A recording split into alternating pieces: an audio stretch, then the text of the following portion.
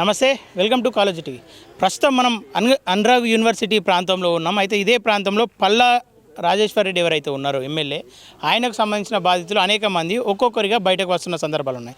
ప్రస్తుతం మనతో పాటు పెద్ద ఆయన ఉన్నాడు. ఆయన స్థలాన్ని కూడా కబ్జా చేసిరని చెప్పేసి ఆయన స్థలానికి ఆయన వెళ్ళే ప్రయత్నం చేస్తే ఆయన మీద దాడి చేసే ప్రయత్నం ఇంతకుముందే జరిగింది. కొన్ని వీడియోలో కూడా వీటిని చూసుకోవచ్చు. ప్రస్తుతం ఆయనతో మాట్లాడదాం. అన్న నమస్తేనే. అన్న చెప్పండి, మీ ల్యాండ్ ఎక్కడ ఉంటుంది, ఎంతవరకు ఉంటుంది? మా ల్యాండ్ అక్కడ 813 పక్కన ఇప్పుడు ఏదైతే బఫర్ జోన్ అన్నారో దాని అవతల 796 సర్వే నెంబర్లో 11 ఎకరాలు 20 గుంటల సర్వే నెంబరు. అందులో నాది కలిపి మొత్తం అవతలలో ఇంకో ముగ్గురిది కలిపి మొత్తము ఆయన 7 ఎకరాలు 20 గుంటలు కొనుక్కుండు. ఆ 7 ఎకరాలు 813 రెండు కలిపి కాలేజీ నిర్మాణం చేస్తుండు, మెడికల్ కాలేజీ నిర్మాణం. మరి నా భూమి ఎప్పటి నుంచో చెప్తున్నా, నేను 8 ఏళ్ళ సంది తిరుగుతున్నా. నేను వచ్చినప్పుడు అప్పుడు గోడ లేకుండే. తర్వాత వచ్చి మళ్ళీ ఆ గోడలు పెట్టుకుంటూ వచ్చిండు. నేను 2-3 సార్లు గోడలు పెడుతున్నావు, పొజిషన్ తీసుకుంటున్నావు, తర్వాత ఏంటంటే నీకు ఏదో పక్క కన్నా ఇస్తా, నీకపోతే ఏదో రేటును అడిగిన కడికరి అటు ఇటుకి ఇచ్చేస్తా అని చెప్పిండు. ఇక రోజుకి ఇంత ఏడాదికి నాదేమో అటు సైడ్ విజయవాడ రోడ్లు ఎక్కువ తిరుగుతా, ఇక్కడ రోడ్ టచ్ లేదు కాబట్టి మేము ఎప్పుడు ఏడాదికి 2 ఏళ్ళకి వస్తే ఇక్కడ రూపాంతరం చెందుతూనే ఉంది. రోజు గోడలు పెడుతూనే ఉండు, మెడికల్ కాలేజ్ కడుతూనే ఉండు. ఆయన మాట చేంజ్ వస్తూనే ఉంది. ఫస్ట్ మాట్లాడేదానికి రోజు ఇంత మాటలు వచ్చడానికి చేంజ్ వస్తుంది. తర్వాత ఇస్తా చూస్తా అన్నాడు. ఇప్పుడు ఏం చేసుకోపో, ఎక్కడుందో చూసుకోపో, వైభవ కాలనీ పోయింది, నీ భూమి లేదు, జాగలేదు అన్నాడు. నా రెవెన్యూ రికార్డు ధరణి ఉంది, కన్వర్షన్ ఉంది, నా భూమికి ఏం కావాలనో దానికి రికార్డు అన్నీ ఉన్నాయి. నేను అడిగితే వైభవ కాలనీ అనేది 3 పోయింది, లేకపోతే పక్క కాలనీ వాళ్ళు జరిగారు అని చెప్తాడు. నేను ఏప్రిల్లో కొలిపించినప్పుడు క్లియర్గా 11 ఎకరాల భూమి ఉన్నది, ఎక్కడ పోలేదని చెప్పిండు. ఊళ్ళు సర్వే చేయించిన.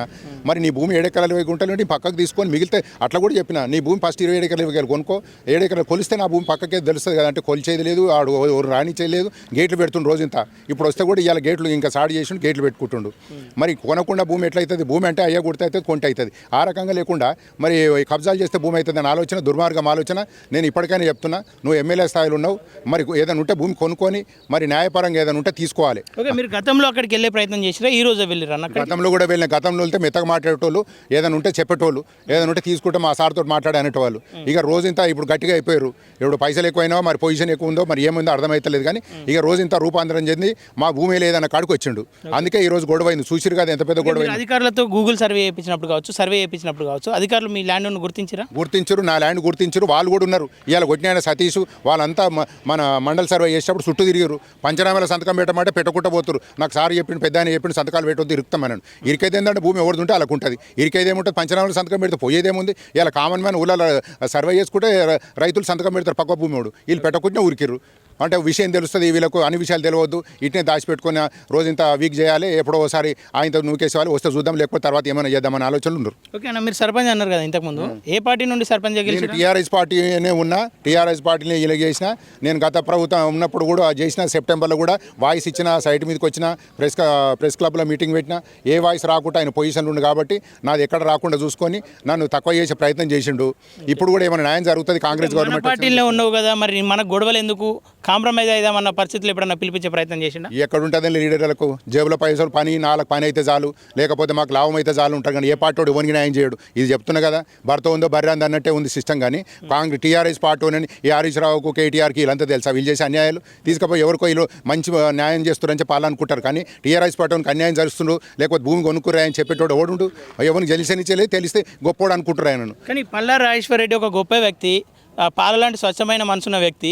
ఆయనను అనవసరంగా ఆయన మీద బురద వెళ్ళే ప్రయత్నం చేస్తుంది కాంగ్రెస్ ప్రభుత్వం అని నిన్న కేటీఆర్ చెప్తున్న మాటలు మీరేమంటారు? ఇప్పుడు ఆయన బురద చల్తుండో ఏం చల్తుండో, నా విషయంలో అయితే అన్యాయం జరిగింది కదా. వేరే విషయాలు ఏం జరగదు అంటే నేను ఎట్లా చెప్తా? మరి ఆయనకు అన్నీ తెలుసు. బఫర్ జోన్ మంచిగా ఏదైనా తెలుసు. ఆయన తెలిసి కట్టకుండా కట్టకుండా మరి ఆయన మంచోని అంటుండు. నా విషయంలో అయితే చెడ్డోడే కదా. నాకు 4 ఎకరాల భూమి గుంజుకొని నువ్వు నాకు ఇవ్వకుండా నన్ను తిట్టి బూతులు తిట్టి నన్ను కొట్టడానికి ప్రయత్నం చేసినప్పుడు మంచోడవు ఎట్లయితావు? నువ్వు అందరికి న్యాయం చేస్తే మంచోడవు అవుతావు. నువ్వు పాలల్లో అడిగినోడవో మరి నీళ్ళలో అడిగినో నాకేం తెలుసు? రేపు ఉదయం నా భూమి నాకు ఇచ్చి కొలిచి నాకు న్యాయం చేస్తే నేను మంచోడు అనుకుంటా. నాకే న్యాయం చేస్తాడు, మంచోడు ఎక్కడికి వెళ్తావు? నా విషయాన్ని తెలుస్తుంది కదా. ఓకేనా? ఇక్కడ చెరువు ఉంది అని చెప్పేసి కొంతమంది అంటారు. అసలు ఇది చెరువు కాదు, లోతంటు ప్రాంతం కాబట్టి వాటర్ అయినాయి అని చెప్పేసి అంటారు. పక్కకే నీ స్థలం ఉంది కాబట్టి నీకు ఒక అవగాహన ఉంటుంది. ఇక్కడ చెరువు ఉందా లేదన్నా? ఇక్కడ చెరువు ఉన్నది, ఈ చెరువు లేదని చెప్పి ఆవిడ ప్రైవేట్ బ్యాంకులో లోన్ కూడా తెచ్చిండు.